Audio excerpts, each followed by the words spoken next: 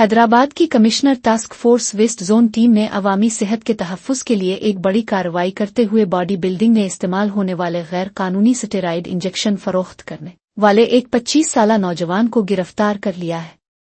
گرفتار ملزم کی شناخت محمد فیصل خان کے طور پر ہوئی ہے، جسے پولیس نے عطاپور میں ایشین تھیٹر کے قریب سے حراست میں لیا۔ تلاشی کے دوران ملزم کے قبضے سے 133 سٹیرائڈ انجیکشن، 100 ڈسپوزیبل سرنجیں اور ایک موبائل فون برآمد کیا گیا ہے، جن کی کل مالیت تقریباً 1,60,000 روپے بتائی جا رہی ہے۔ پولیس تحقیقات کے مطابق ملزم یہ سٹیرائڈ صورت سے منگواتا تھا اور بغیر کسی میڈیکل لائسنس ڈاکٹر کے مشورے کے نوجوانوں کو فروخت کر رہا تھا۔ حکام نے خبردار کیا ہے کہ ان ادویات کا غیر منظم استعمال انسانی زندگی کے لیے انتہائی خطرناک ثابت ہو سکتا ہے اور اس سے صحت کے سنگین مسائل پیدا ہوتے ہیں۔